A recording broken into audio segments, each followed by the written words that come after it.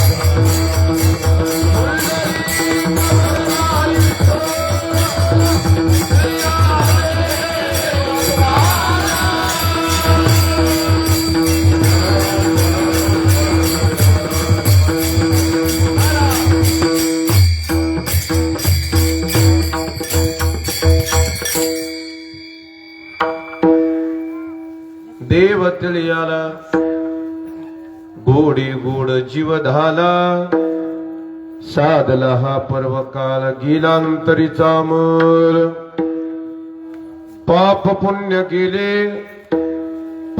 पुण्य गेले कास्नानीची खुंटली साधला हा पर्व काल गेलांतरीचा मोल तुका म्हणी वाणी शुद्ध जनार्दन जनी साधला हा पर्व काल गेलांतरीचा मल विठ्ठल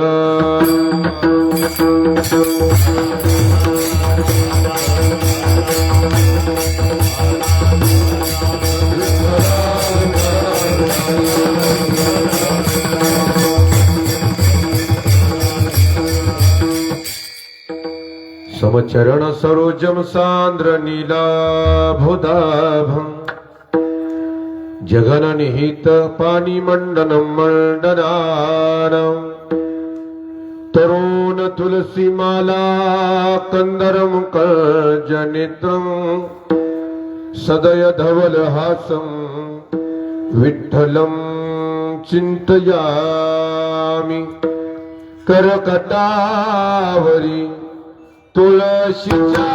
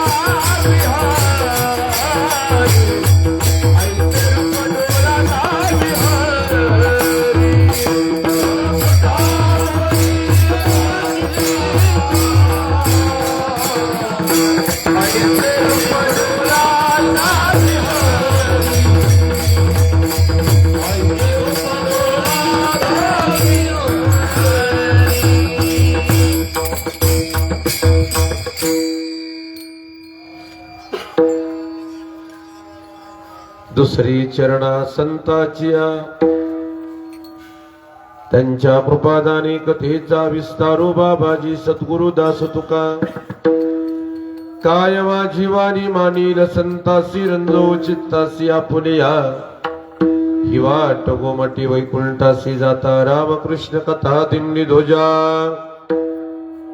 ओम नमो ज्ञानेश्वरा करुणा करा दयाला तुमचा अनुग्रह लादलो पावन झालो चराचरी नमो सद्गुरु तुकया ज्ञान दीपा नमो सद्गुरु सच्चिदानंद रूपा नमो सद्गुरु भक्त कल्याण मूर्ती नमो सद्गुरु भास्करा पूर्ण कीर्ती सेवे लागी सेवक झालो तुमच्या लागलो निज चरणा अहो स्वामी तुकया देवा यावरी न करावा वहेरू मस्तक हे पायावर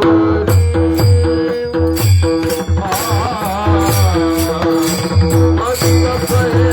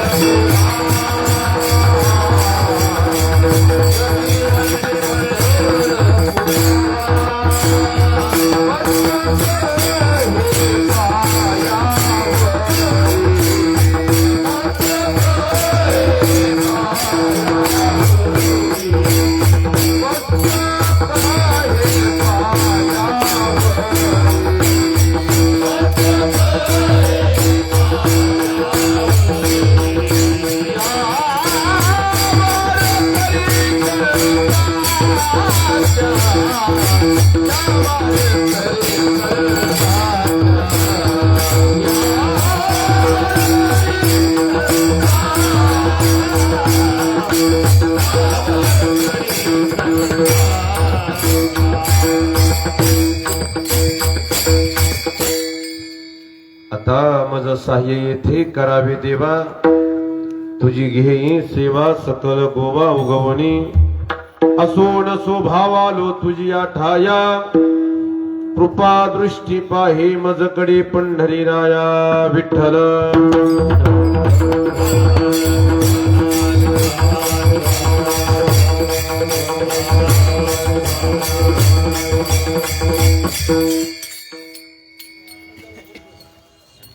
देव थिलियाला गोडी गोड जीव झाला.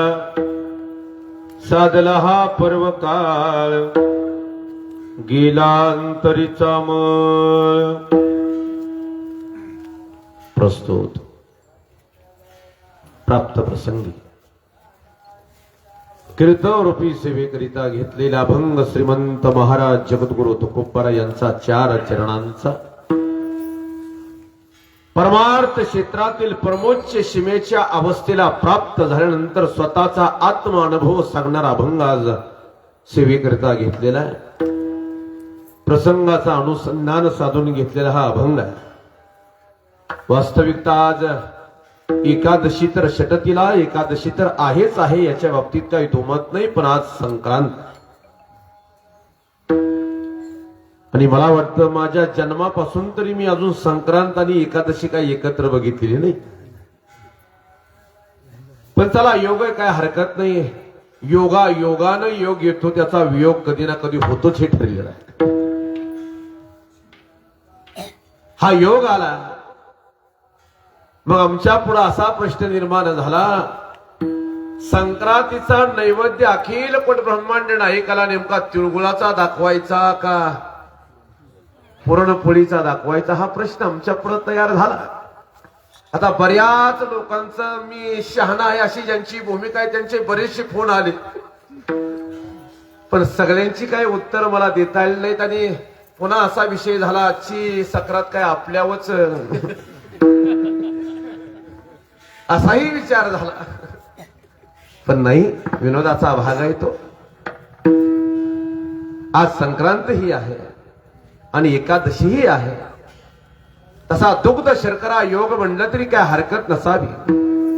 सूर्य नारायणानं विषुवृत्तातून मकर वृत्तामध्ये प्रवेश केलाय. उद्यापासून तिला आता सूर्य नारायण जरा तापलेला दिसेल. तुम्हाला ऊन महाराज जास्त लागतं, इथून पुढे तापमान वाढत जातं. दक्षिणेकडच्या सावली आता उत्तरेकडे पडायला लागतात. आणि हे वातावरण बदलत असताना आणि वातावरणाचा बदल होत असताना वातावरणाच्या बदलाला जे लागतं ते काल आपण भोगीच्या दिवशी खाऊन झालंय. ही शास्त्रीय कारणे त्याची. का केलं जातं, काय केलं जातं, कशामध्ये काय टाकल्यानंतर कशानं उष्णता कमी होणार आहे, हे शास्त्र आहे. आमचा हिंदू धर्म हा इतका सुंदर धर्म आहे की परमार्थाबरोबर आपलं शरीर व्यवस्थित कसं राहील, शास्त्राबरोबर विज्ञानाला बरोबर घेऊन चालणारा म्हणजे आमचा हिंदू धर्म आहे. म्हणून आज अगदी प्रसंगाचा अनुसंधान साधून हा मी अभंग घेतलाय. जगद्गुरु तुकोबरा आज देव तिली याला न गोडे गूढ जीव झाला, असं तुकोबरायांचं जीवनातला अनुभव झाला. आता अनुभव जर वर्णन करायचा झाला तर माझ्या मते खूप उंचीचा अनुभव आहे हा. सहजासहजी प्राप्त होणारा, सहजासहजी त्या अवस्थेला जाणारा हा अनुभव नाहीये. बरं, मला कुठल्याही अवस्थेमध्ये आणि कुठल्याही क्षेत्रामध्ये जीवन जगत असताना एका दिवसात त्या अवस्थेला जाता अशातला भाग नाहीये. मी बऱ्याचदा सांगत असतो, असाध्य ते साध्य करिता सायासन कारण अभ्यास तुका म्हणे. असाध्य गोष्टी जीवनामध्ये साध्य होतात, पण तेवढी चिकाटी, तेवढा सायास, तेवढं कष्ट, तेवढं प्रयत्न आमचे कायम राहिले पाहिजे. सातत्य आमचं टिकलं पाहिजे. परवा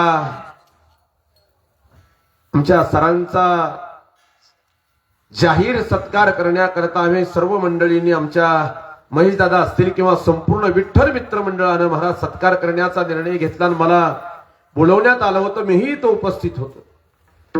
नांदेडला होणाऱ्या योग स्पर्धेमध्ये आमच्या देशमुख सरांची निवड झाली, हे आमच्यासाठी अभिमानाची बाजू. आणि त्या स्पीच मध्ये बोलत बोलत एक महाराज प्रमाण देऊन गेलो होतो मी. ओले मूळ भेदी खडकाचे अंगण अभ्यासासी संग सर्व सिद्धी. मी अजूनही सांगेन तुम्हाला, एखाद्या झाडाला जर आम्ही दररोज पाणी घालत असेल आणि पाणी घालत असताना त्या झाडाची मुळी जर दररोज थोडी थोडी वाढत असेल, त्या मुळीच्या वाढण्यामध्ये जर सातत्य असेल तर त्या मुळीच्या आड आलेला पाषाण सुद्धा फोडून जाण्याचं काम ती मुळी करते. पाषाण दुभंगून पलीकडे निघते. याचं कारण फक्त एकच आहे, सातत्य आहे.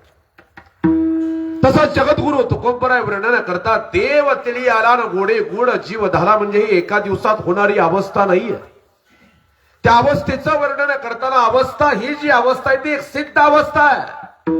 आणि त्या सिद्ध अवस्थेला पोचण्याकरता पहिली अवस्था जगद्गुरु तुकोबराय सांगतात साधक अवस्था. त्याच्यानंतर जी अवस्था आहे मुमुक्षु जिज्ञासू अवस्था आहे. आणि त्याच्यानंतरची मग शेवटची सिद्ध अवस्था आहे. मग चौथी याचे ठाईन काहीच करणे नाही, जिथं काही करावं लागत नाही. पाप पुण्याच्या पलीकडे, जय पराजयाच्या पलीकडे, सुख दुःखाच्या पलीकडे, लाभ हानीच्या पलीकडे जी अवस्था आहे त्याचं नाव सिद्ध अवस्था. आणि आजच्या जी अभंगाची जी अवस्था मी म्हटली ती सिद्ध अवस्था आहे. आता एका दिवसात तर तिथं जाणं शक्य होणार नाही. आयुष्यामध्ये बदल तर मला 100% झाला पाहिजे, बदल झालाच पाहिजे. आणि बदलणं हा संसार आहे.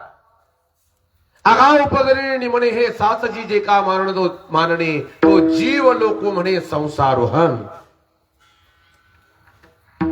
ज्याच्यामध्ये परिवर्तन होत असतं, ज्याच्यामध्ये बदल होत असतो कायम, त्याचं नाव संसार आहे. संसरती इति संसार. ज्याच्यामध्ये कायम बदल होत जातो आणि बदल जीवनामध्ये झालाच पाहिजे. मग तो महाराज मी म्हणतो वाईट असेल किंवा चांगला असेल, पण जीवनात बदल हा निश्चित आहे. तसंच जगद्गुरु तुकोबराय वर्णन आमचे गुरुवर्य सांगतात, ज्या पदावरती नोकरीला लागला तिचं रिटायर होणं मग बरं नाही. आमच्याकडे अशी बरीच माणसं आहेत की जिथं लागली तिथंच रिटायर झाली. काहीतरी जीवनामध्ये बदल होणं गरजेचं आहे. तसं तुकोबराय वर्णन करतात त्या साधक अवस्थेमध्ये, जीव दशेतून साधक दशेमध्ये, साधक दशेमधून जिज्ञासू दशेमध्ये आणि जिज्ञासू दशेतून मग सिद्ध अवस्था. ज्या दिवशी ती सिद्ध अवस्था प्राप्त होईल, आता नेमकं झाले असं की हा विषय खरंच जड आहे. 100% हा विषय जड आहे. इतक्या सहजासहजी डोक्यात बसणारा हा विषय नाही. म्हणजे सांगणं बी सोपं नाही, हे सांगितल्यानंतर समजणं बी सोपं नाही. हा जरा थोडासा विषय जड आहे. पण प्रसंगाचं अनुसंधान साधलं संक्रांत आहे, त्या अनुषंगानं कुठला तरी एखादा अभंग घ्यावा या उदात्त हेतून हा अभंग घेतलाय. तुमच्या डोक्यावरून काहीतरी जावं या हेतून अजिबात घेतलेला नाही. विठ्ठल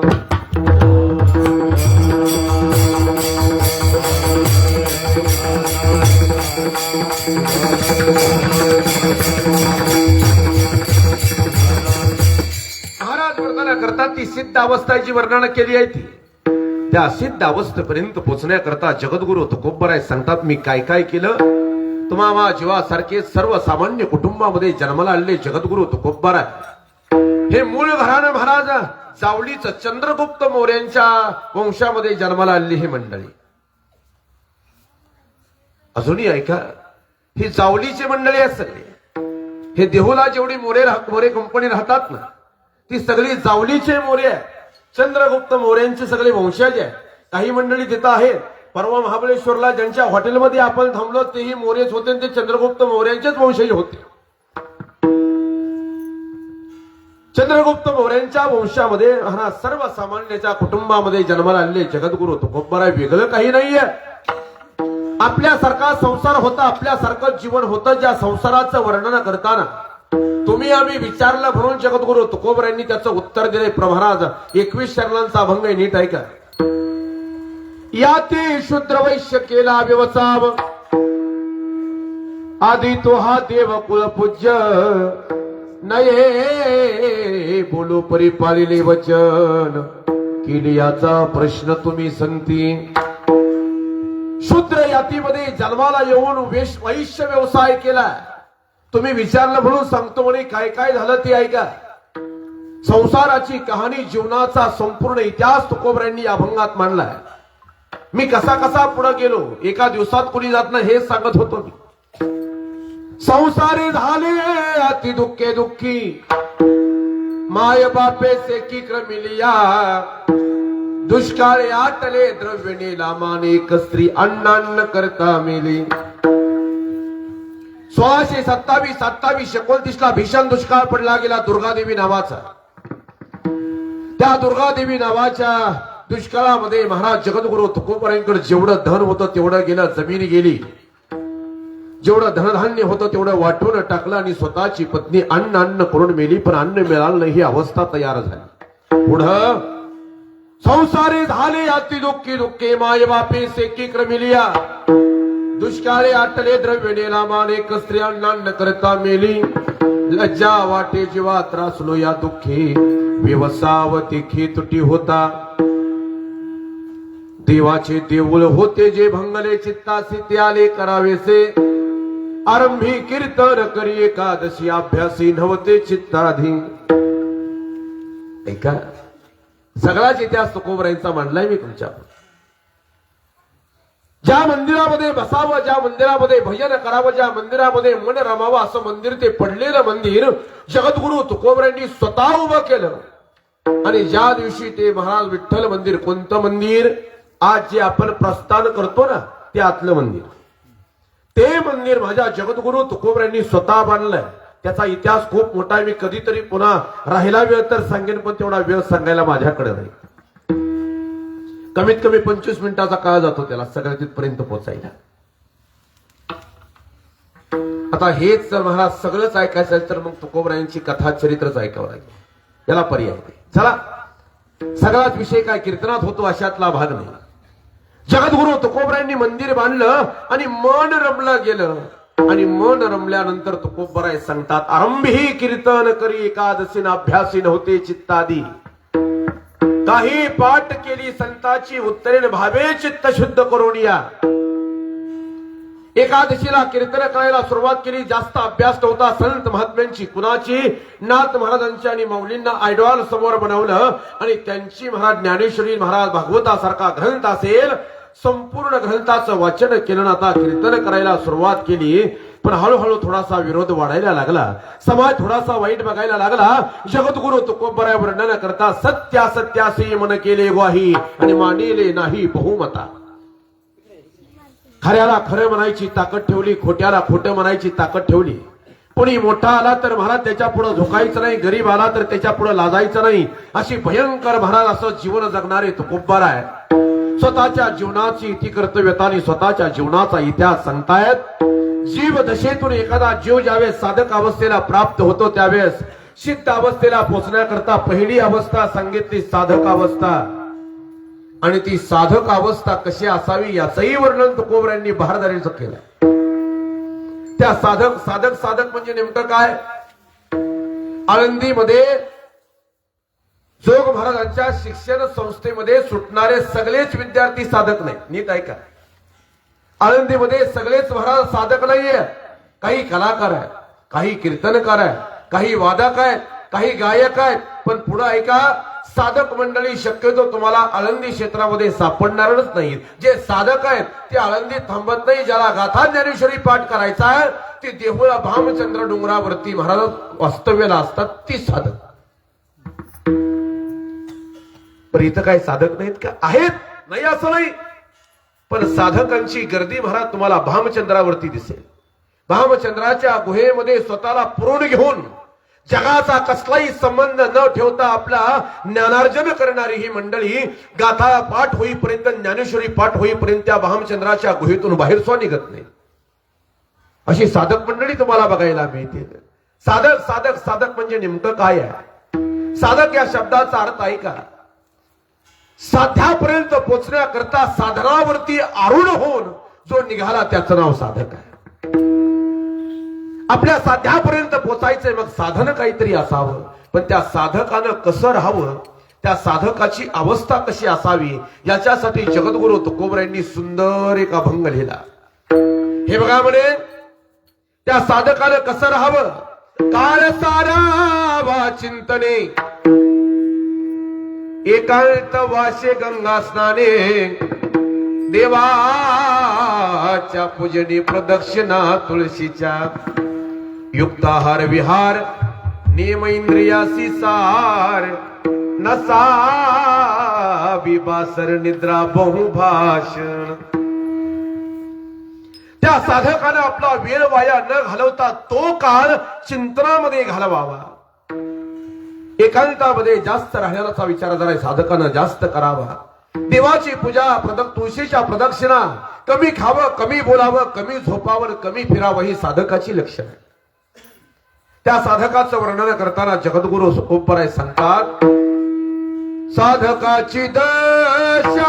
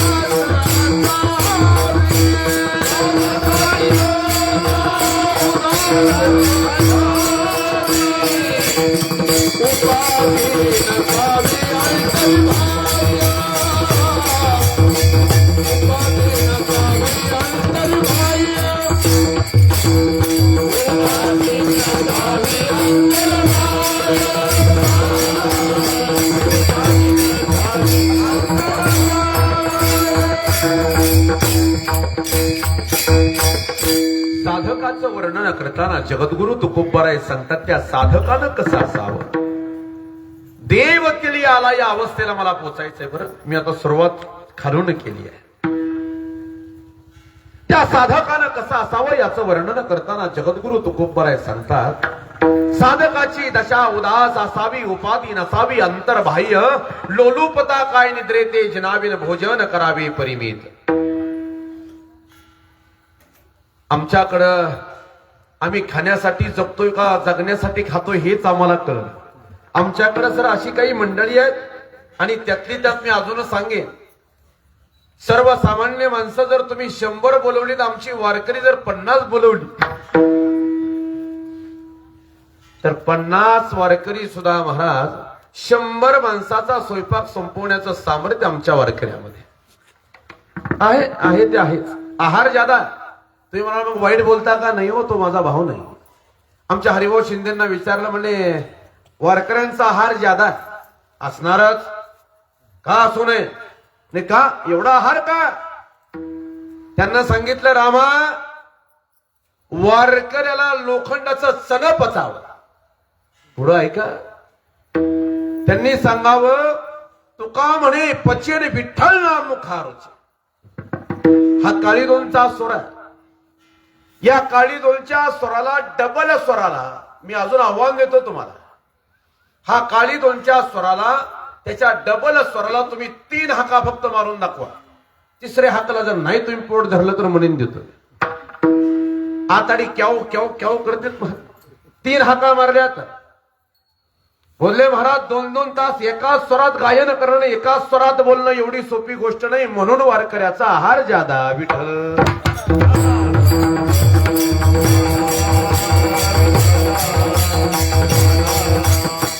आणि माझं तर मत असं आहे, एक कीर्तन करणं आणि दिवसभर ऊस खाणं सारखंच.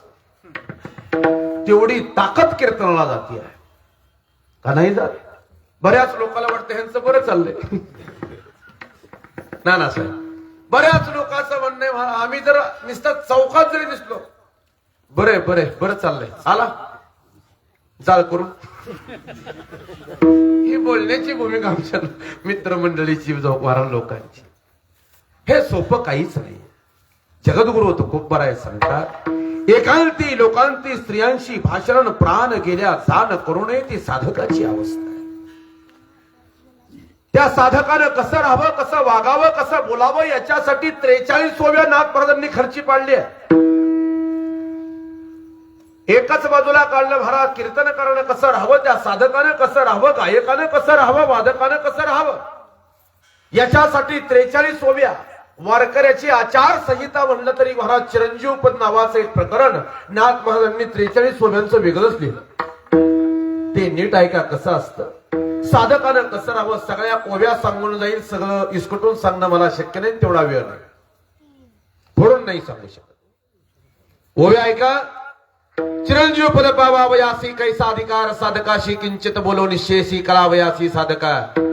येते पाहिजे मुख्य अनुताप त्या अनुतापाचे कैसे रूप नित्य मरण जाणे समीप नमनी अल्पदेह शोक मुने नरदेह किमर्थ दुर्मिला तुम्ही विषय स्वार्थी लाविला तिथा परमार्थ हातीचा गेला करी वहिला विचार हा ऐसा अनुताप नित्य वाहता मग वैराग्य तयाच्या हाता त्या वैराग्याची कथा ही कथा सांगेल नाही. वेदविधी आचार नेणे सत्कर्म साचार कर्म धर्मी भ्रष्टाचार ते जाणणे तामास त्याग केला पूज्यते कारणे सत्संग सोडणे पूजा घेणे शिष्य ममता धोरणे राहणे ते जाणणे राजास भोगेच्या विषय ते तो सांडी सकाळी प्रारब्धे प्राप्त होता दे ते तरुण निष्ठंक अंग काढी मांडीला स्वतंत्र फळ म्हणे अंगाई लहानता वाढ धोरणे जीविकेची चाड न बोले गोड मन धरणी. नको नको स्त्रियांचा परमार्थ नको नको स्त्रियांचा सांगात नको नको स्त्रियांचा एकांतन करीती आघात पुरुषासी सोस्त्री सही कार्यापुरते स्पर्शावे बोलावे निरुते याची आरती उत्तरनिके आई कथा सांगेन. कुटुंब हारा करणे अकल्पित न मिळे तरी कोरान करणे ऐशी तिथे वर्तने ते जाणणे शुद्ध वैराग्य ज्ञात्यासी प्रारब्ध गती मान झाला तरी निघून म्हणती परी तिथेची गुंतून राहती उदास होती तात्काळ. समजलं असं समजून आपण पुढेच निघू. नाईलाज आहे. ही साधकाची लक्षण आहे. कसं राहावं, कसं वागावं, कसं बोलावं. एक दोन वेळावर ते बोने नाथ महाराज सांगतात त्या साधकानं म्हणे संसार सोडला आणि मठ बांधला त्याग केला पूज्यते कारणे सत्संग सोडणे पूजा घेणे शिष्य ममता धरुणी राहणे ते जाणणे राजस. इकडली 2 लेकरं सोडली महाराज 100 महाराज शिष्य मंडळी घेऊन बसला. काय अर्थ आहे त्याला? साधकाचं जीवन असं नाहीये. मांडीला स्वतंत्र फड तुम्हाला फडाची गरज नाही, स्वतंत्र फड मांडायची गरज नाही. जिथं आहात त्या ठिकाणी हे विश्वाची माझे घर ही अवस्था म्हणजे साधक अवस्था आहे. ही अवस्था तयार व्हायला पाहिजे.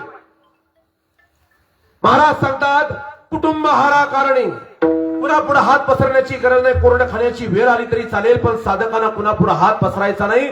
आणि मान झाला तर नाही म्हणायचं नाही, मान दिला तर नाही म्हणायची गरज नाही, पण तिथंच गुंतून राहायचं नाही. असा विषय आमचं कसं आहे सांगू का. ज्ञात्यासी प्रारब्ध गती मान झाला तरी निघून म्हणती परी तेथेची गुंतून नाना ती उदास होती तात्काळ. हे साधकाचं जीवन आहे. पण आमचं कसं आहे सांगू का. आम्हाला जर कोणी एखाद्यानं नारळ दिला ना आम्हाला जर 31 रुपयाची शाल 31.5 रुपयाची शाल असते बघा लाल भडक हिरवी ती ठरलेलं आहे. आता ते पॅटर्नच झालंय आमच्याकडे. 31.5 का म्हणलो. सोलापूरला तुम्ही कधी गेला तर त्याची खरेदी 31.5 आहे. ती 31.5 रुपयाची शाल आमच्या खांद्यावरती टाकत असताना बिगर पाण्याचा नारळ आम्हाला दिलेला असतो. त्यातून आमचा सत्कार झाला की आम्ही या दोघा चौघाच्या कोणाच्या हातात द्यायचा. चुकून जर ह्यांच्याकडून विसरून राहिला तर 3 किलोमीटरवरून गाडी आम्ही माघारी त्या नारळा करता. ही आमची भूमिका आहे. काढलेला फोटो सुद्धा आम्ही डिलीट मारित नाही, पुन्हा उपयोगी पडेल. मी तेच म्हणतोय याच्यात महाराज मान अस्वीकार करण्याची काही गरज नाही, पण तिथं गुंतायची बी काही गरज नाही ना. हे साधकाचं जीवन आहे. त्या साधकानं कसं राहावं महाराजांचं सुंदर प्रमाण आहे. जेणे धरला शुद्ध परमार्थ त्यासी जन्मान हा अनर्थ आणि तेने वाढे विषय स्वार्थ ऐकणे मस्त विचार हा. ज्याला परमार्थ करायचा आहे नुसता परमार्थ नाही, ज्याला शुद्ध परमार्थ करायचा आहे तर लोकांनी केलेली निंदा लोकांनी केलेली स्तुती याच्यात गुंतायचं नाही म्हणे. का जे 5 विषय आहेत ते साधका अवश्य नाडीतील लागो निधी प्रीती कवणे रीती ऐकपा. हे विषय तुम्हाला याच्यामध्ये गुंतवल्याशिवाय राहणार नाही. भले भले याच्यात गेलेत म्हणे. मग साधकाची काय अवस्था. लोकांनी भरा द्या कोण वाईट म्हणतं कोण चांगलं म्हणतं सोडून द्यावं. सोडून द्या. माफ करायला शिकावं एका मिनिटात महाराज मोठ्या मनानं माणसा होत असतात. काही गोष्टी जीवनामध्ये चुकून होत असतात किंवा अनावधानानं होत असतात. सोडून द्यायला शिकायचं मोठ्या मनाला. सगळ्याच गोष्टी महाराज मनाला लावून घेतल्या तर जीवन जगणं कठीण जाईल. काही गोष्टी इग्नोर करायला शिकायच्या, काही गोष्टी मोठ्या मनानं माफ करून सोडून द्यायच्या असतात. पण आम्हाला कोण वाईट म्हणतं कोण चांगलं म्हणतं याचा विचार करायची आवश्यकताच नाहीये. समाज तुम्हाला वाईट म्हणेल, समाज तुम्हाला चांगला म्हणेल, काही गरज नाही कुणाचं काही ऐकायची. जो वाईट म्हणला त्याच्या पाठीमागं दगड घेऊन पळायची गरज नाही. जो चांगला म्हणला त्याच्या अंगावरती फुलं टाकायची काही गरज नाही. कुणाच्या चांगल्या म्हणण्यानं कुणाच्या वाईट म्हणण्यानं तुमचं चांगलंही होणार नाही, तुमचं वाईटही होणार नाही हे ठरलेलं आहे. महाराज तेच सांगतायत नाथ महाराज, ज्याला परमार्थ करायचंय त्याला लोकांनी दिलेल्या मानापासून दूर राहायचं तर परमार्थ होतो, नाही तर परमार्थ होणार नाही. कोण तुम्हाला वाईट म्हणलं कोण तुम्हाला चांगलं म्हणलं सोडून द्या, नाही तर परमार्थ होणार नाही. म्हणून जगद्गुरु तुकोबरायांनी सांगितलं या साधकानं कसं राहावं. त्या साधकाचं जीवन वर्णन करताना महाराज सांगतात अरे बाकी काही करण्याची गरज नाही. ही साधक अवस्था ही महाराज परमार्थातील सगळ्यात पहिली अवस्था. एकदा का या अवस्थेतून तुम्ही पुढे गेला. आता आंब्याला मोहर लागलेत का? आंब्याला मोहर लागून आता कसंही सांगू का आंब्याला बी मोहर या वर्षी इतके लागले सगळी झाडं गच्च भरलेत नसते. पण अजूनही सांगून जाईल मोहरा ऐसे फळे न येते. जेवढा मोहर लागलाय तेवढी जर फळं लागली असती तर मग झाड आंब्याचं दुसऱ्या वर्षी राहिलंच नसते. लागलेला मोहरापैकी महाराज परवाच एक लेख वाचला 3% जरी राहिले तरी झाड फुल भरतं. बरं सगळीच काय मोहर भरायला लागलेला मोहर. बरं चला जाऊ द्या अवस्थेतून मी निघतोय. आंबा महाराज सेटिंग होऊन एवढा झाला त्याला म्हणायचं साधक अवस्था. नीट ऐका साध्या भाषेत कलाव म्हणून सांगितलं. आंबा एवढा झाला आता त्याच्या पुढे एक अवस्था आहे. त्याच्या पुढे एक अवस्था आहे जिज्ञासू अवस्था, मुमुक्षु अवस्था. ही त्याच्या पुढची अवस्था आहे. ज्या जिज्ञासू अवस्थेमध्ये महाराज जिज्ञासू अवस्था म्हटलं की माझ्या पुढे एकच चेहरा उभा राहतो तो जनक राजाचा. ती जिज्ञासू अवस्था. जिज्ञासू अवस्था म्हणजे देव जाणण्याकरता एवढी सर्वस्वाचा विसर पडलेली ही मंडळी. शुकाचार्यानं महाराज इकडं शुकाचार्यानं भागवत सांगायला सुरुवात केली आहे. शुकाचार्य महाराज इकडे सांगतायत आणि भागवताचं श्रवण करत असताना हजारो महाराज ऋषी मुनी महाराज त्या ठिकाणी बसलेत आणि जनक राजाही त्या ठिकाणी भागवत ऐकण्याकरता बसलेत. एवढे एकरूप झाले. बघता बघता मिथिला नगरीला आग लागली. नीट ऐका. बघता बघता मिथिला नगरीला आग लागली आणि आग लागल्या बरोबर महाराज सगळे साधू मुनी सगळे ऋषी आपापल्या झोपड्या वाचवण्याकरता पळाले. पण मी कोण आहे, मी कुठं आहे, मी काय याचं भान हरपून बसलेले जनक राजा महाराज जळता खांब मांडीवरती पडला तरी लक्षात आलं नाही की नेमकं काय झालं. याचं वर्णन करताना तुकोबराय सांगतात तुका म्हणे राज्य करिता जनकने एक पाय अग्नी माझी जळे. एक पाय त्या अग्नीमध्ये जळाला पण लक्षात नाही आलं ही खरी महाराज मुमुक्ष अवस्था आहे. आणि आता मी सांगितलं महाराज त्या मुमुक्ष अवस्थेच्या साधक अवस्थेच्या मध्ये एक अवस्था येते. त्या आंब्याची तुम्हाला सांगतो. एवढा सेटिंग होऊन महाराज एवढा आंबा झाला का नाही कैरीच्या मापामध्ये समजून जावं ही साधक अवस्था आहे. आणि पाडाच्या अगोदर आणि महाराज त्या कच्च्याच्या अगोदर एक मधली अवस्था आहे त्याचं नाव मुमुक्ष अवस्था आहे. पण त्याच्या अलीकडे एक अवस्था आहे ही जळायची अवस्था. पाड लागायच्या आधी पिवळं धमक दिसतं ते. जरा नीट ऐका बरं ही समजावं म्हणून सांगितलंय मी. पाड लागायच्या अगोदर एक पिवळा धमक महाराज दिसतो. तो 2 दिवस पिवळा दिसतो. तिसऱ्या दिवशी त्या झाडावरून खाली पडतो. बरं लय पिकलाय म्हणावं उघडून पाहिला तर आतून पांढरा शुभ्र. आणि जर तोंडात जर महाराज घालायचा प्रयत्न केला तर महाराज इतका आंबट की भयंकर कुठल्याच कामाचा नाही. मी काय सांगतोय माणसानं एकतर शून्य असावं नाही तर परिपूर्ण असावं.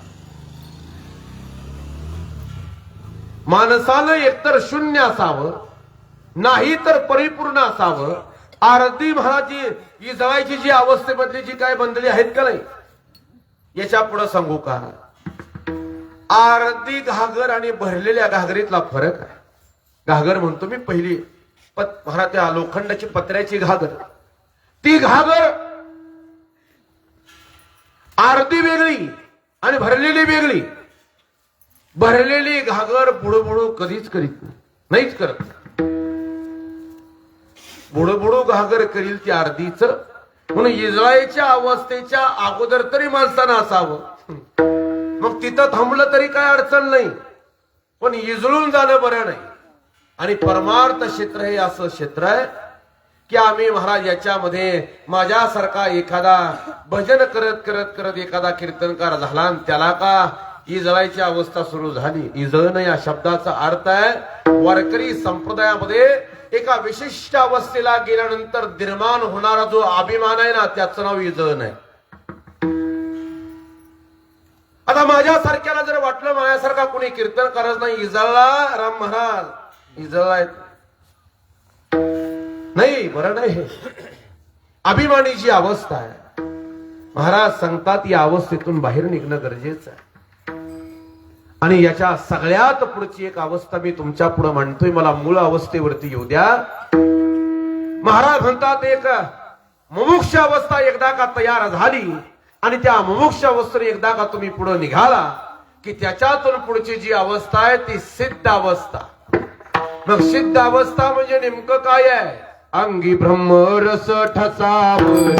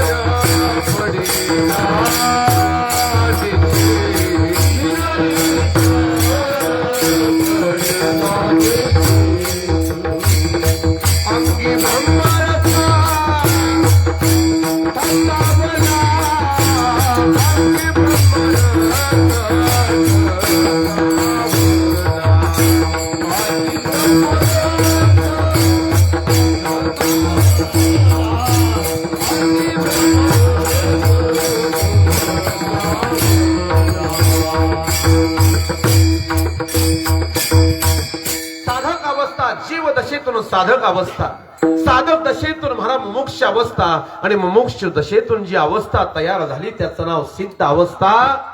आणि त्या सिद्ध अवस्था म्हणजे नेमकं काय? महाराज सांगतात अंगी ब्रह्मरस ठसावला, विषयी विसार पडिला निशेष अंगी ब्रह्मरस ठसावला.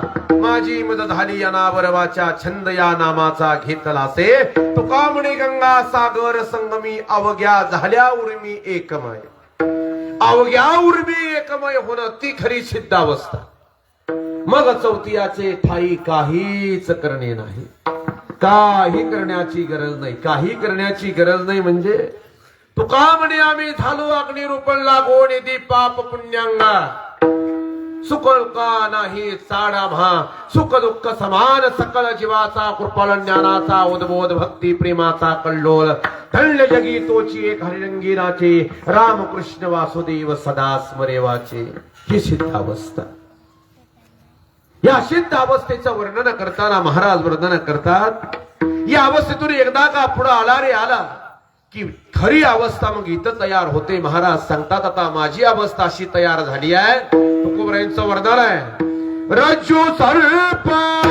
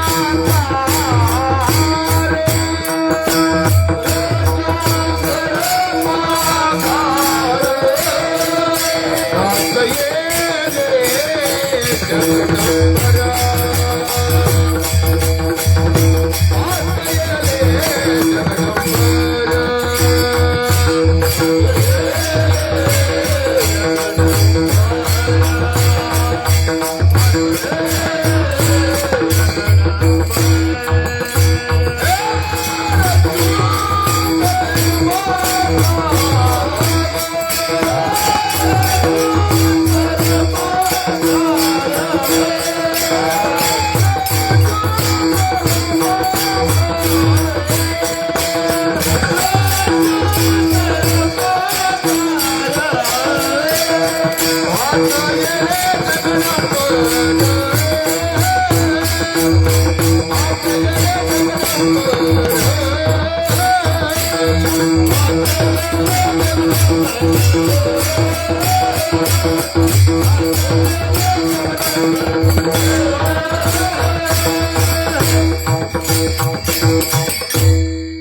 अवस्थेतून पुढे आल्यानंतर माझी अवस्था अशी तयार झाली.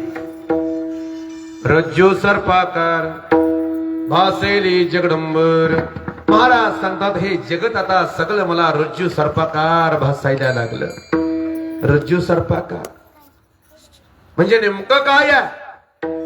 हे जगत मिथ्या वाटायला लागलं, ब्रह्म सत्य वाटायला लागलं. तुकोबराय वर्णन करतात. दृश्य द्रुमाकार लानीन केलो सर्वस्वासी धनी. द्रुमाकार अवस्था नीट ऐका जरा. आता सध्या ऊसाचं फळ पेटवण्याचा काळ चालू आहे. ऊसाचा फळ जर वरच्या बाजूला पेटवला, हायवेच्या मधून जर तुम्ही चाललाय तो दूर हायवेच्या मध्ये आलाय, पलीकडच्या बाजूला तुम्ही इकडच्या बाजूचं दिसतंय म्हणावं तर स्पष्ट दिसत नाही, आणि नाही म्हणावं तर अस्पष्ट दिसल्याशिवाय राहत नाही. म्हणजे स्पष्ट दिसत आपल्या साध्या भाषा धुंदाक धुंदाक जिथं दिसतं त्याचं नाव द्रुमाकार. ही द्रुमाकार अवस्था तयार झाली. हे जगत आता मिथ्या वाटायला लागलं, ब्रह्म सत्य वाटायला लागलं, आणि अशी अवस्था तयार झाली आहे. रज्जू सर्पाकार आणि भासैले जगदंबर. रज्जू सर्पाकार म्हणजे रज्जू सर्प म्हणजे नेमकं काय आहे? जसं वर्णन करताना नाथ महाराज भागवतामध्ये वर्णन करतात. नाथ महाराज सांगतायत काही 4-5 मंडळी रस्त्याने महाराज मुलं जात असताना नेमकी संध्याकाळची वेळ आहे. संध्याकाळची वेळ म्हणजे संध्याकाळ अशी अवस्था, संध्येची वेळ.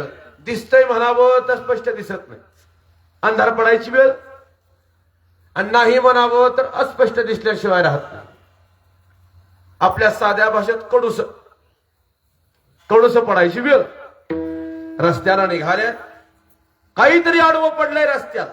आता काहीतरी आडवं पडलंय म्हणजे आता काय पडलंय हे नक्की माहित नाही, पण प्रत्येकाचा विचार वेगळा. हे म्हणे सर्प, साप दिसतोय रे, साप नाही रे. दंड लाकूड असेल, लाकूड पडल्यानं दिसतंय. नाही रे, फुलाची माळ पडली आहे. अरे येडाय काय पाणी असं वाटणं पाणी गेले म्हणे. नीट ऐका. म्हणे सर्प दंड की सुमन माला नाना एकावळी मुक्ता फळान कोण अबला विसरली. असायला नेमकं काय आहे? दोर पडलाय, दोर रस्त्यावर. आता रस्त्यावर दोर पडलाय, पण तुम्हाला काय भासतोय याच्यावरती अवलंबून आहे. याच्याकरता नाथ महाराजांनी भागवतामध्ये खूप मोठा दृष्टांत दिलाय. जरा ऐका, आता निघाला विषय म्हणून सांगतो. त्याला ओवी आहे.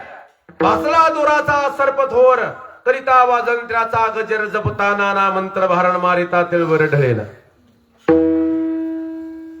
रविवारचा दिवस, सेवानिवृत्त आजोबा घरी कोणी नव्हतं म्हणून म्हणले महाराज धाकटा नातू याच्या जवळ सांभाळायला दिला होता. मग ते महाराज आजोबाच्या पाठीमागे हे बाजारला निघाला की निघाल गावात बाजार मंडईला गेलेलं. आणि सकाळच्या वेळेला महाराज बरोबर ते नातू महाराज माग लागला. 4-2 वर्षाचा नातू असेल. आणि मग आता लहान लेकराचा स्वभाव असतो, जी दिसेल ती मागायचं. मग ते बाजारात गेलं, बाजारात गेल्यानंतर त्या आजोबा मला हे पाहिजे, चल पुढे घेऊ. आजोबा मला ते पाहिजे, अरे चल पुढे घेऊ. असं करत करत बाजार संपत आला. आजोबा मला घ्या की हो काहीतरी. मग मला काय घ्यायचं बाळा तुला? खिशातली 10 रुपयाची नोट काढली आणि त्या लेकराच्या हातात दिली. त्याला सांगितलं जा तुला काय घ्यायचं घेऊन. मग ती बी लेकरू पळत गेलं खेळण्याच्या दुकानात. त्यानं दुसरं तिसरं काय घेतलं नाही. असा हातभर साप, असा माझ्या पोटरी सारखा असा भला मोठा नाग, खोटा बरं खोटा नाग त्यानं महाराज विकत घेतला आणि ते खेळत खेळत घरी आलं. मग आजोबाला सांगितलं बाबू मला जरा मित्रमंडळी भेटलेत.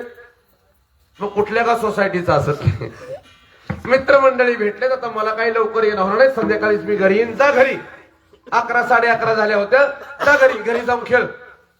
आणि मला उशीर वेळ म्हणून त्या लेकराने खेळायचं ना काय जाऊ. ते लेकरू घरी आलं आणि आजी नुकतीच जेवण करून महाराज झोपली होती. अंगावरती इथपर्यंत पांघरून घेऊन बिचारी झोपली. ती मग खेळत खेळत लेकरू आलं आणि साप कुठं ठेवायचा, साप कुठं ठेवायचा. मग आजीच्या पोटावर असं उभं करून गेलं. जरा नीट ऐका बरं का हा विषय. आजीच्या पोटावर असा उभा करून गेला. उभा करून गेल्यानंतर 3:45-4 वाजता आजीची चहाची वेळ व्हायची. आपली बिचारी 3:45 वाजता उठण्याचा प्रयत्न झाला. एकदा बघितलं पोटावर बसला साप बघितला आणि तीच महाराज एकदा ते बघितलं पुन्हा चांदीच डोळं झालं. तिचं डोळच पांढरं शुभ्र झाले. आता हलावत हा साप चावल्याशिवाय राहणार नाही. नेमका करायचं काय? थोडा आवाज दिला सुनबाई साप. आता महाराज ती बिचारी हातामध्ये सुनबाई आता सासूबाई उठतेत आपण चहा घेऊन जावं म्हणून बरोबर 4 वाजता बरोबर भरा कपामध्ये चहा घेऊन ती बिचारी दारात आली. ती बघितलं सासूबाईच्या अंगावर साप बाई म्हटलं की महाराज तिच्या अंगावर हातातली महाराज ती कप्पशी गळून खाली पडली आणि महाराज पळतच बाहेर निघाली. साप साप साप साप म्हणून महाराज तिन्ही जावा एकत्र जमा झाल्या. पण कोणाची आत जायची काय ताकद होईना. साप काय हलना आणि म्हातारी बी काय हलायला तयार होईना. सगळं गाव जमा झालं आणि 5:30 वाजता बरोबर महाराज तिन्ही मुलं आली. आणि तिन्ही मुलं आल्यानंतर आता जायचं पुढं कुणी हा सगळ्यात मोठा प्रश्न आहे. आणि 5:45 वाजता घरामध्ये गर्दी कशी जमा झाली म्हणून बाजारातले आजोबा आले. आता नीट आहे. बाजारातून आजोबा आलं ना. आल्यानंतर ते लेकरू खेळायचे आता त्याची महाराज सुट्टी आहे ती बाहेर खेळतय आणि ते हाताला धरून पुन्हा आला अजून आजोबावर. काय झालं रे बाबा? काही खरं नाही. काल आपल्या बऱ्यावा आज काय नाही. वेळ आली काय बी आलाय. म्हातारीच्या अंगावर साप बसलाय. म्हातारी काय हलाला साप बी काय हला. नेमकं काय करा? म्हणजे आता एक काम करा वाजंत्री बोलवा. नाथ महाराजांची ओवी म्हणून बोलतो बरं. यात काय अतिशयोक्ती काहीच नाही. भासला दोराचा सर्पथोर करिता वाजंत्र्याचे गजर. अर्धा पाऊण तास ती जेवारी वाजवून गेली पण साप काय हलायला तयार नाही. शेवटी म्हणे आता वाजवण्यानं काय होत नसतंय. मांत्रिक बोलवा. चांगला अर्धा तास आला. महाराज नेटानं त्या मांत्रिकाने महाराज मंत्र म्हणत तोंडाला फेस आला त्याच्या. पण साप काय हलायला तयार नाही. शेवटी मारायचा प्रयत्न केला. म्हणजे आता मारावंच लागल. पण मारायला काय अडचण नाही. साप जर मारायला गेलं तर म्हातारी मोकार मरल. मारायची काय अडचण नाही. मग हे सगळ्या गोष्टी महाराज ती म्हातारा बघत होत नेमकं काय चाललंय. मग आता महाराज त्या म्हाताऱ्याने सांगायला सुरुवात केली. हे बघ मग थोरल्याच्या पुढे असा सोगा धरलेला त्याने ते घरातली महाराज त्या हॉलमध्ये हिंडायचं आणि ते सांगत होत तुला जमतंय का वाचवायला? होय आई ना तू जमतंय का तुला वाचवायला? तिनेही पुढे या. आणि नसलं तर माझं मत घरात बाहेर व्हायचं पुन्हा घरात पाऊल ठेवायचं आहे. जमतंय का तुम्हाला वाचवायला? अरे आयुष्यभर संसार मी तिच्यावर केला. जीव गेला तरी चालेल पण मी तिच्याबरोबर राहणार. आणि काय साप करतोय ते मला बघून ही इतकं जी बोलत होतं ना त्याला माहिती आहे साप खोटा आहे.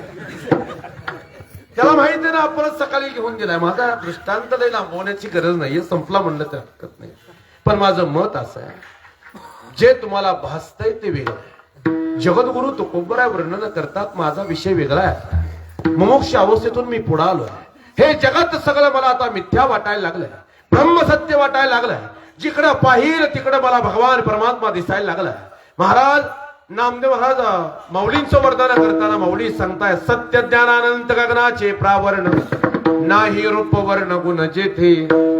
ज्याला आकार नाही, ज्याला छाया नाही, ज्याला रूप नाही असा भगवान परमात्मा मी पाहिला. माऊलींचं संशोधन आहे. कुठला पाहिला? ज्याला रूप नाही, ज्याला रंग नाही, ज्याला आकार नाही, ज्याला छाया नाही असा असताना भगवान परमात्मा मी पाहिला. निस्ता पाहिला नाही तो हारे श्री हरी पाहिला. डोळे भरीन पाहता पाहणी दुरी सारोनिया. कुणालाही न दिसणारा कुठल्याही आकारात न सापडणारा तो भगवान परमात्मा माझ्या डोळ्यानं मी पाहिला असं माऊलींचं मत आहे. आणि बोलायला सुरुवात केली. कुणाला? आपल्या मैत्रिणीला. आपल्या मैत्रिणीला बोलायला सुरुवात केली. तर माऊलींची मैत्रीण कोण हा बी प्रश्न. आम्ही दररोज अभंग म्हणतो. रूप पाहता लोचनी सुख झाले वो साजनी. आम्ही अभंग म्हणून म्हणून मऊ केला पण चिंतन नाही आम्ही याच्यावरती कधी केलं. माऊली सांगतात हे साजनी तो भगवान परमात्मा माझ्या डोळ्यानं पाहिला. त्याचं रूप पाहिलं सुख झालं ग. साजनी साजनी म्हणजे नेमका कोण आहे? साजनी या शब्दाचा अर्थ मैत्रीण. मग माऊलींची मैत्रीण कोण? महाराज सांगतात आपल्या बुद्धीशी वक्तव्य करत असताना जो शब्द वापरला त्याचं नाव साजनी. आपल्या बुद्धीला वापरलेला शब्द. आणि हे कळण्याकरता सुद्धा अगाध बुद्धी असावी लागते. बरं नाही खरं आपल्या बुद्धीला महाराज माऊली बोलतात हे साजनी हे बुद्धी. मी माझा भगवान परमात्मा पाहिलाय रूप पाहता लोचनी सुख झाले ओ साजनी. ती बुद्धी ती मैत्रिणी विचारते माऊली कोणता पाहिला कोणता पाहिला तो सांगा. निर्गुणातला पाहिला का सगुणातला पाहिला? सगुणातला बी पाहिला. महाराज त्या बुद्धीच्या प्रश्नाला उत्तर देत असताना साजनीच्या प्रश्नाला उत्तर देत असताना माऊली सांगतात अगं मी पाहिला ग जो सगुण आहे ना तो हा विठ्ठल बरवा. आणि त्याच्या पाठीमाग एक आहे तो हा माधव बरवा.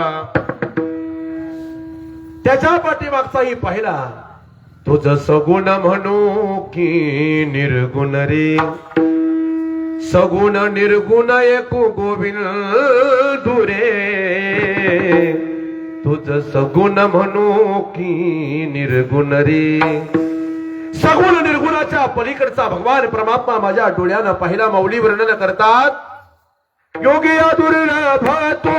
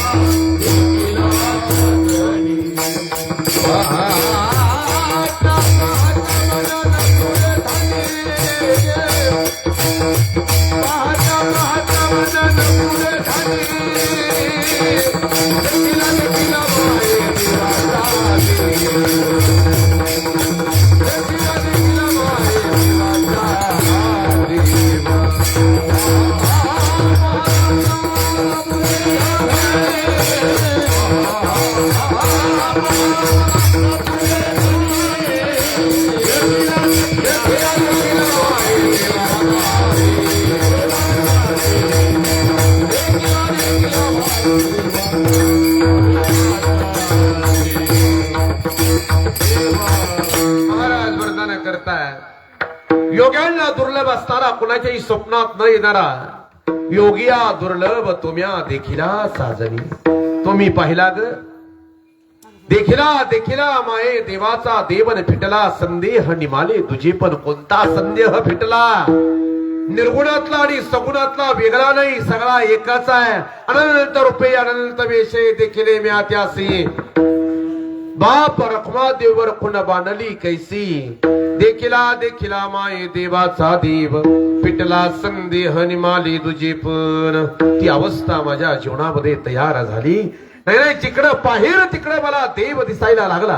जिकडं पाहिलं तिकडं मी देव बघतोय. मी माझ्या मूळ अवस्थेवरती अभंगावरती आलोय. नीट ऐका आता. मी मला जिकडं पाहिलं तिकडं देव दिसायला लागला. विठ्ठल तळी स्थळी भरला रिता ठाव नाही उरला. आजम्या दृष्टीने पाहिला विठ्ठलची. अरे जिकडे पाहिलं तिकडं भगवान परमात्मा. मला आकाशाला गवसणी घालणाराही तोच आणि सगळ्यात लहान असणारा तिळ तोच. जरा नीट ऐका. जिकडं पाहिलं तिकडं मी भगवान परमात्मा पाहिला. विठ्ठल विस्तारला जणी सप्तही पाताळे भरवणी. विठ्ठल व्यापक त्रिभुवनी विठ्ठल मुनी मानसे. या त्रिभुवनाला व्याप्त करणारा तो भगवान परमात्मा. महाराज वर्णन करतात मृत गुरु पुत्रानीला तोता पवाडा देखिला. तेथे वेगुला कर्मी होते. जेणे देवाचा मानू घेऊशिला धर्म जीर्णोद्धार केला. सूर्य वंश दिला सूर्य धोका. ऐसे पुरते पाला गे अनेक दुसरा नाही जगी. ऐशी सामुग्री माझ्या अंगी जाणसी तो. ऐसा मी समर्थो तो मी जगाचा नातू. आणि गगना ऐसा साक्ष भूतो तोही मीच. तोच आहे मी. आकाशाला गवसणी घालणारा त्रिभुवनात सत्ताचा जे चालते तोच आहे. आणि सगळ्यात लहान स्वरूपातलाही तोच आहे. महाराज सांगतात, कहा पगटारू देखे अनेरा, आणि देखे तो सब वहीने घेरा. दरबार में बनसी वाले के दुख दर्द बिताए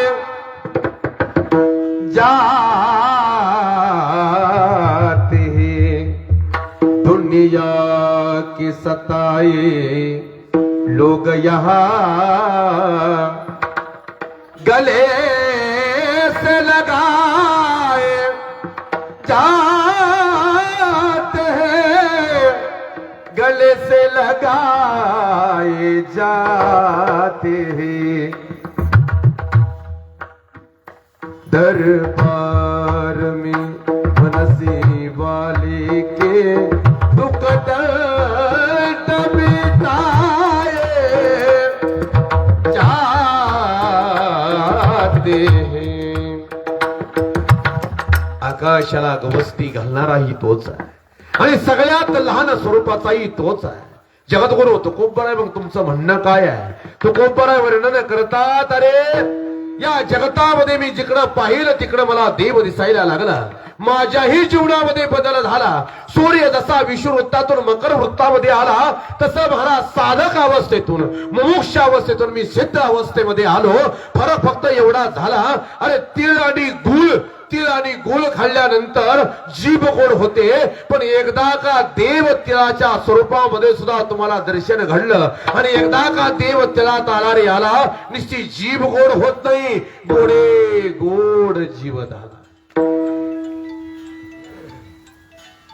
तात्या तुमच्यामुळं घडलं आजी, नाहीतर घडत नव्हतं.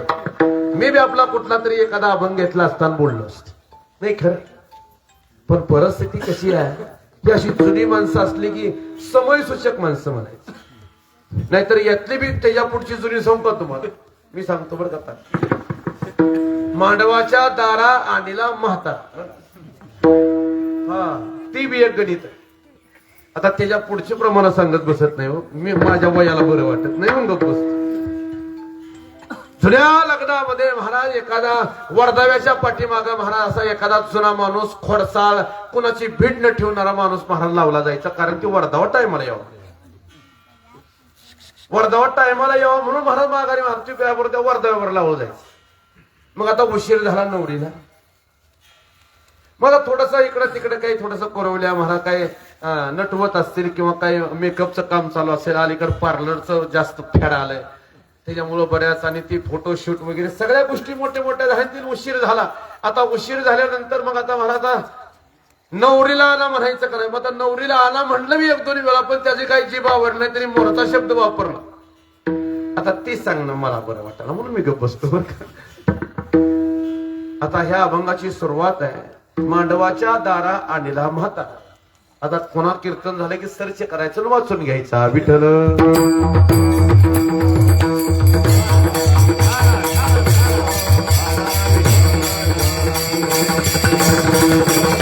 म्हणून जगद्गुरु तुकोबराय वर्णन करतात, आज माझी अवस्था अशी झाली आहे, जिकडे पाहिजे तिकडे मला भगवान परमात्मा दिसतोय. नाही मोठ्या गोष्टीमध्ये तुम्हाला दिसेल, यात काही नवल नाही, पण आज माझ्यासाठी देव तिळी आला.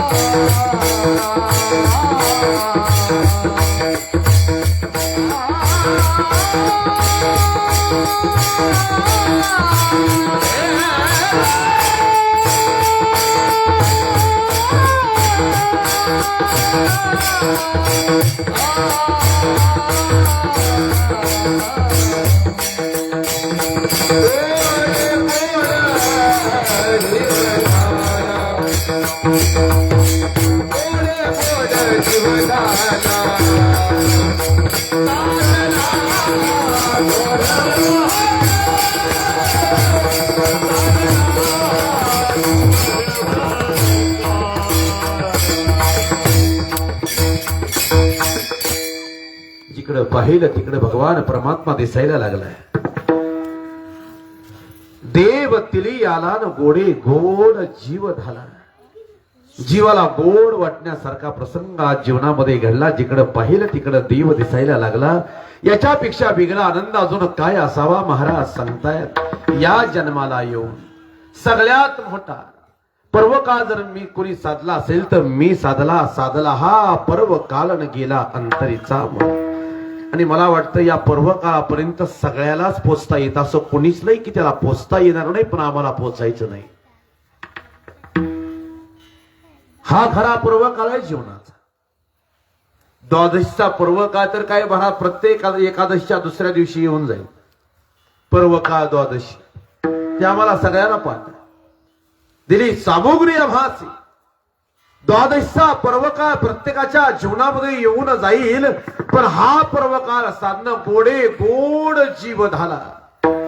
तेवढ्या पुरतं तिल आणि गुळ खाल्ल्यानंतर महाराज आमच्याकडे पद्धत आली आहे. तिळगुळ घ्या गोड बोला. तिळगुळ घेऊन महाराज गोड बोला म्हणणारी माणसं आणि देणारी माणसंही कधी कुणाला गोड बोलत नसतात. लक्षात ठेवा. मला वाटतं परवा 3 दिवस झाला नाना साहेब तुम्हीच टाकला होता तेव्हा त्या रिप्लाय. परवा स्टेटस मी टाकून दिला होय. ती तिळगुळ घ्या गोड बोलाचं मेसेज कधीपासून सुरू करायचं आणि त्याच्या खाली असं लिहिलं होतं मी हे बघा तिळगुळ घ्या गोड बोला असं म्हटल्यानंतर लोक गोड बोलतील का नाही याची खात्री मला नाही. लोक तुम्हाला गोड बोलतील फक्त तुमची गरज पडू द्या. तिळगुळ गरज पडायची नाही. ज्या दिवशी तुमची गरज पडेल त्या दिवशी लोक बिगर तिळगुळाचं सुद्धा तुम्हाला अतिशय गोड बोलतील फक्त गरज पडू द्या. हा जगाचा नियम आहे.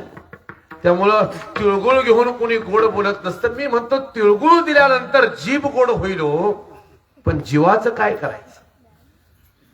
गोडे गोड जीव झाला ज्यावरती तुकोबराय म्हणतात ना जीव माझा गोड झाला. जीव गोड झाला म्हणजे नेमकं काय झालं महाराज सांगतायत. आनंदाचे डोही आनंद तरंगण आनंदाची अंग आनंदाची पुराला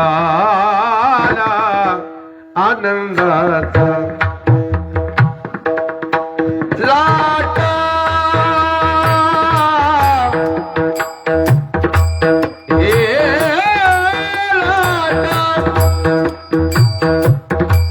लाटा उतरती प्रेमाचा बांधू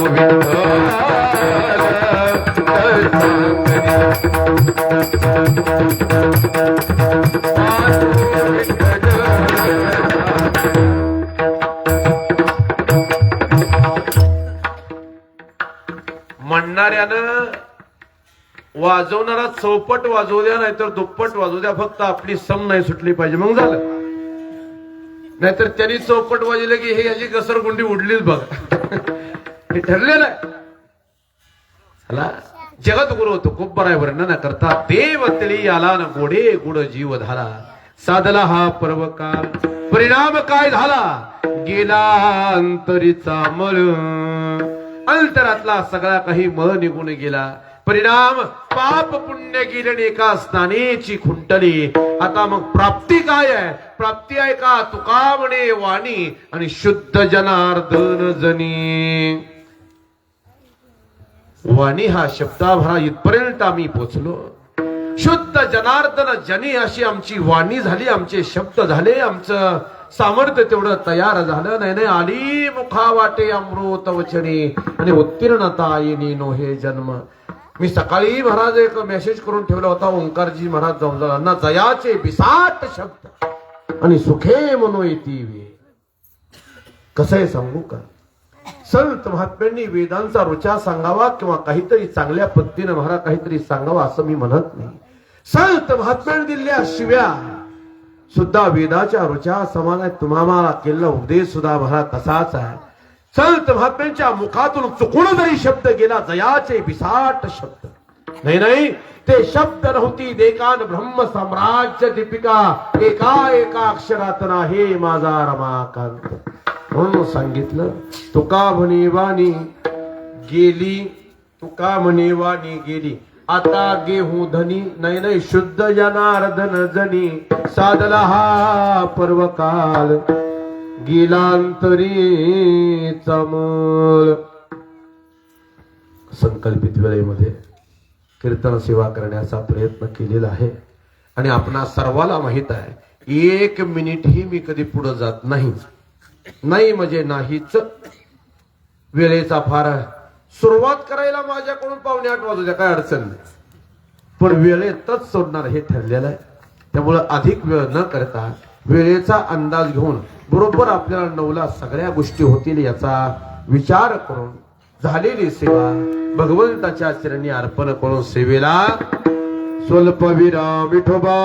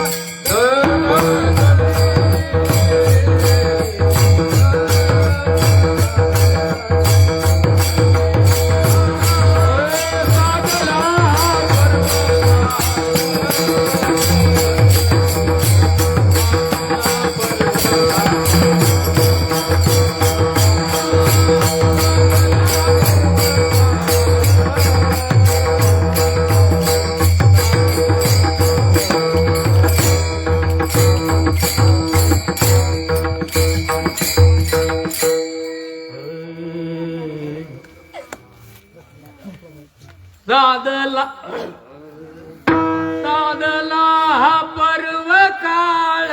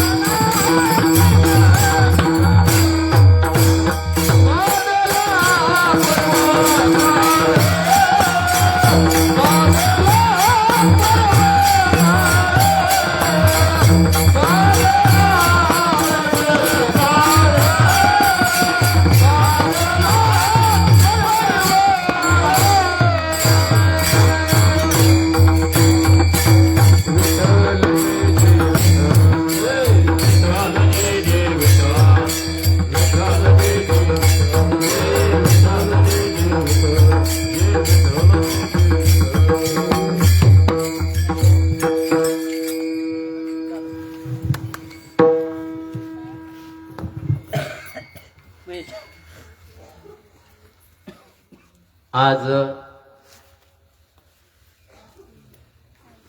या दर महिन्याच्या एकादशीला जी सेवा असते ती सेवा देवतिळी आला गोडे गोड जीव धाला, साधला हा पर्व काळ, गेला अंतरीचा मळ. या जगद्गुरु संत तुकाराम महाराजांच्या अभंगावरती सुंदर असं विवेचन या ठिकाणी आपल्या सर्वांचेच मार्गदर्शक हरिभक्तपरायण राम महाराज अभंग यांनी या ठिकाणी केलेला आहे.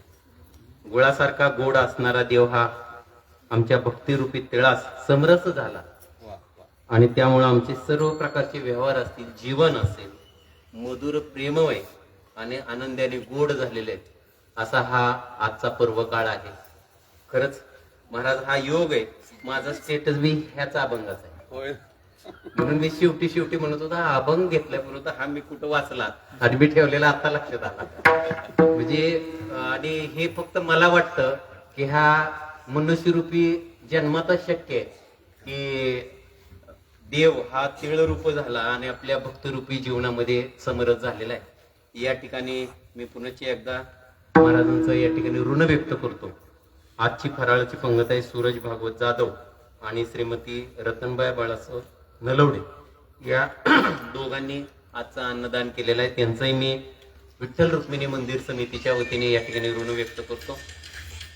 या सर्व कीर्तनाची सेवा आणि इतर अनेक कार्यक्रम लोकांपर्यंत पोहोचवणारे आपल्याच गावचे पत्रकार तात्यासाहेब, मी त्यांचं या ठिकाणी ऋण व्यक्त करतो. कारण का ते मला तर वाटतं एक आपल्या मंडळाचे किंवा आपल्या कुटुंबातले एक आहे आणि प्रत्येक जण पण असं होऊ नये की घरपोच होते म्हणून घरीच बसून ऐकावं असं होऊ नये.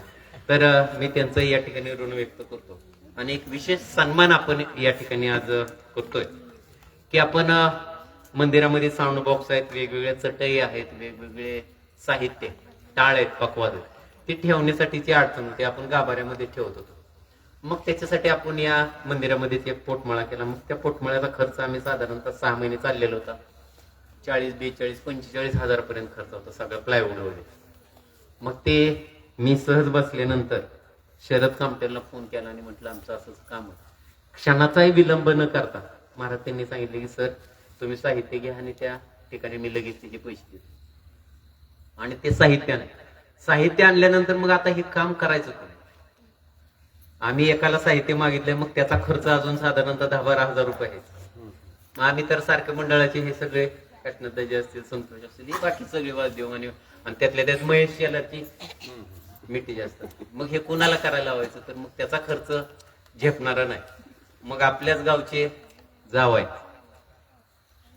आणि बबन लोहार यांचे जावई, आम्ही दाजी म्हणतो, अशोक कांबळे दाजी, यांनी सांगितले की सर हा सगळा खर्च मी मोफत करून देतो.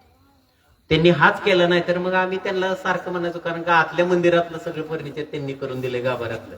त्याच्यानंतर हे ज्या साधारणतः 15 ते 20 हजाराचं आतलं आणि बाहेरचं सर्व मजुरी त्यांनी मोफत करून दिले. दिवसभर ते वेगवेगळ्या काम त्यांची स्वतःची करत असताना या ठिकाणी त्यांनी केलेलं आहे. म्हणजे भगवंताचं ज्यावेळेस तुम्ही कराल त्यावेळेस काही कमी पडत नसतं. महाराज आता दुसरी एक इथं बोलायला काय हरकत नाही, कारण का मागितल्यानंतर अहंकार बी कमी होतो मागणाराचा. मंदिराला प्रदक्षिणा घालत असताना आम्ही कधी कधी बघतो की उन्हाळ्याच्या दिवसामध्ये ती खालची फरशी एकदम गरम होते. मग परत विचार केला की त्याच्या बाजूने पत्रा जरा थोडा डिझाईनचा असावा, त्याला खाली अँगल चांगले असावेत, ते पत्रावरून टाकल्यानंतर त्याच्या खाली मॅट असावं चांगलं की जेणेकरून प्रदक्षिणा घालताना त्याच्या. तर अशा पद्धतीने काही जणांनी त्याला देणगी दिलेली आहे. तेही या पुढच्या काळामध्ये राहिलेलं आहे. मोठं सगळ्यात मोठं कलरचं काम आहे, ते कलरचं काम आमच्या हातून घडायचंय आणि भगवंत ते करून घेईल अशी अपेक्षा करतो. या ठिकाणी मी अशोक कांबळे दाजी यांचा सन्मान आपण या ठिकाणी करतो. महाराजांना मी विनंती करतो की त्यांनी त्यांचा सन्मान करावा.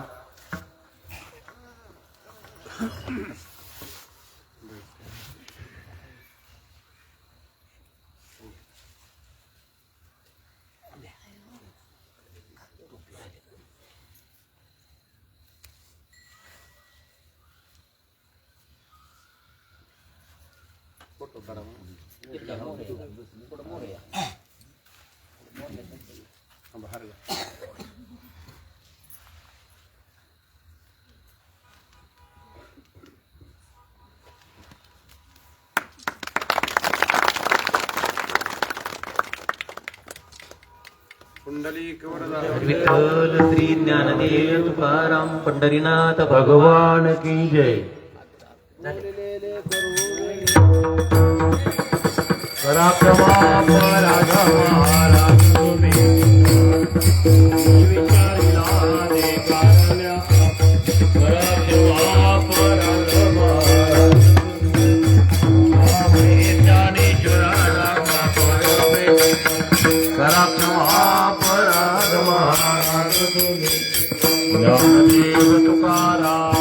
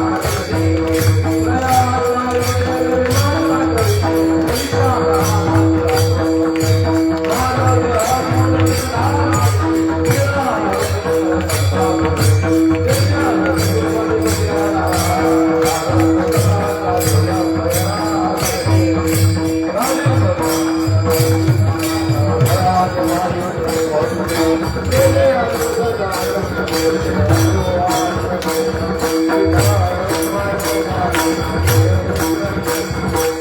ज्वारी माझ्या मंडळीचा वारकरी वारी संत संत सर्व काळ अखंड प्रेमाचा करुणेचा वारकरी वारी चंद्रभागे स्नान मागे मंडळीचा वारकरी वारी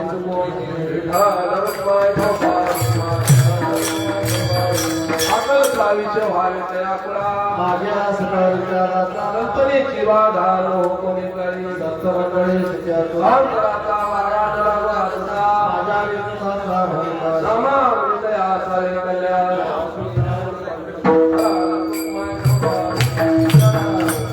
मागते तुझ प्रति आहे कितीतरी पाहे भांडणा संदास देवी स्मरणे आणि तुका मर्यादा होई मजते पाय सत्ताचे देव तुका